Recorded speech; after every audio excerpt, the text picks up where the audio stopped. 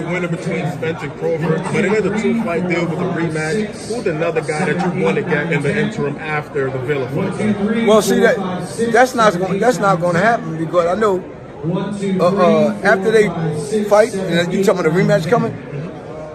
It's supposed to be a rematch. Yeah, but Spence going to have to get that IBF title up though. Oh yeah, he's going to have to get that title up, and they're going to have to fight for the rest of the titles. But he's going to have to get that IBF title up if he don't fight us. Unless I call cap. Ain't nobody worried about no JERON Boots Ennis versus Errol Spence when you have a potential rematch with Terrence Bud Crawford and Errol Spence on the line. You know, Bozzy knows that, man. He knows that. And then what you gonna do if Errol Spence loses? You gonna try to chase Crawford for that belt? I don't think so. Man, at this point in time, I think that's basically what they're doing with JERON anyway. I think they're waiting around for JERON to get handed something and gifted something down at this point, because you have to know that by now you need to attach JERON Boots Ennis with a name. Dude's 30 fights in, he has nothing that's going to carry him or raise an eyebrow as far as making a fight with him in negotiations and stuff like that.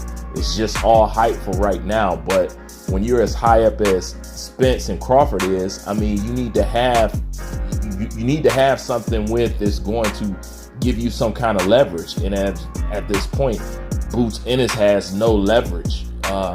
I think it's more important for him to fight somebody with a name than it is fighting a quality opponent. You know, even though Rashidi Ellis lost, I think the name Rashidi Ellis versus JERON Boots Ennis is more attractive, you know, than Villa. So, and that's what he needs at this point, because he don't need no more opponents. He got enough warm up learning fights that he gonna get. You know what I'm saying? 30-something fights.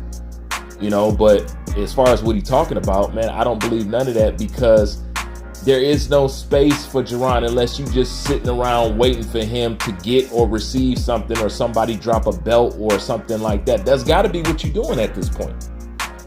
It's got to be what you're doing at this point. And no, I do not believe that when they talk about, they say JERON Ennis turned down a fight with Mean Machine, and they say, no, it ain't true. I believe it is true.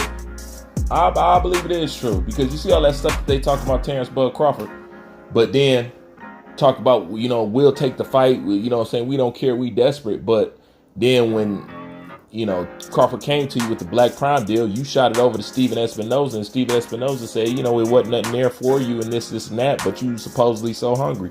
Man, just got to stop the cap at the end of the day, man.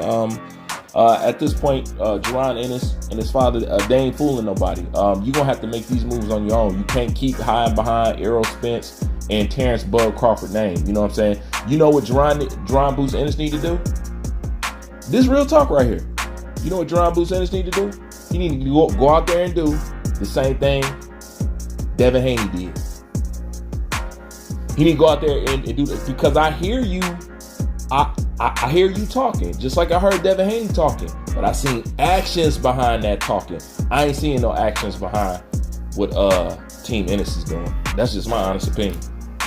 Anyways, leave yours in the comment section. Like, comment, subscribe. Bruce Van, I'm out.